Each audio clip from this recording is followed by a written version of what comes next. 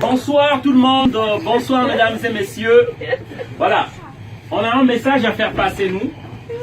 Je suis monsieur Ngouma Mongbi Donald, un panafricain. Alors, le message que je viens faire passer ici, comme vous le constatez, j'ai un gilet jaune. J'oubliais aussi de dire que je suis membre d'un parti politique en France ici, la DER, la démocratie représentative. Alors, le message que j'aimerais faire passer ici, c'est par rapport au gilet jaune. C'est bien beau, et je comprends que les Français se plaignent qu'il y a trop de taxes.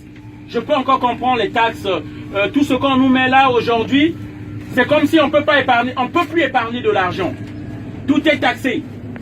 Et surtout, je viens intervenir parce que les gilets jaunes se plaignent surtout pour la taxe qu'on a mise sur le carburant.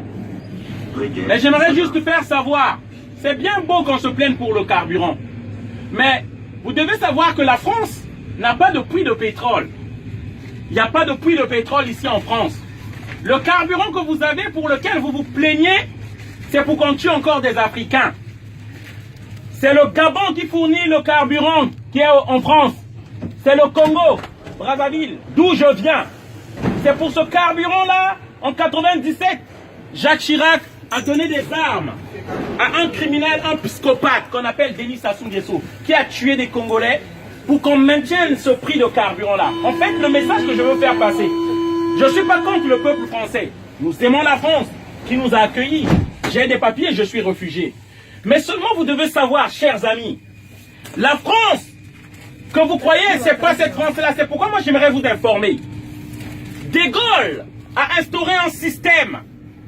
Charles de Gaulle, votre héros, chez nous c'est un génocidaire, un criminel.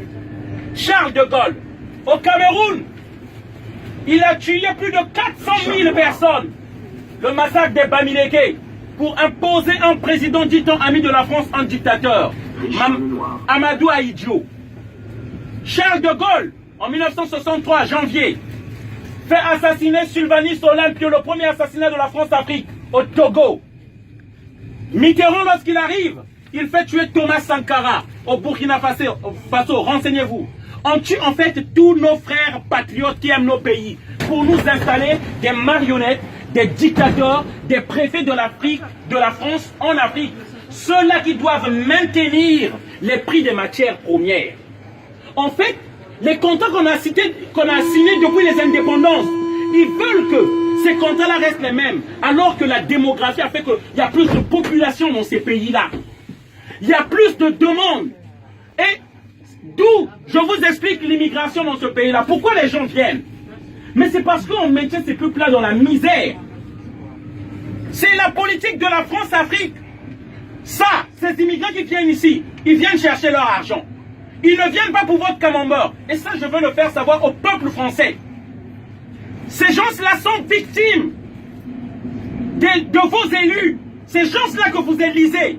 Une fois qu'ils ont votre vote, ils font du n'importe quoi à l'Élysée.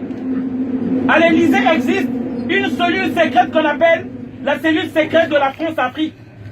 C'est ceux-là qui organisent les assassinats de nos présidents, qui aiment nos pays, qui veulent créer les emplois afin qu'on reste chez nous.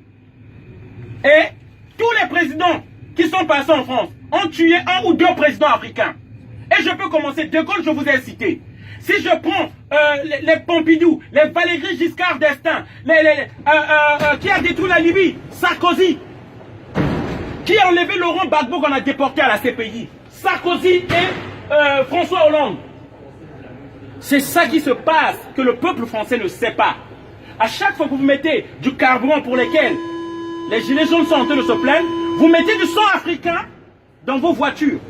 Lorsque vous prenez le café, en France on ne fabrique pas du café. Le café vient de la Côte d'Ivoire et du Ghana. Et c'est les enfants qu'on voit dans les plantations.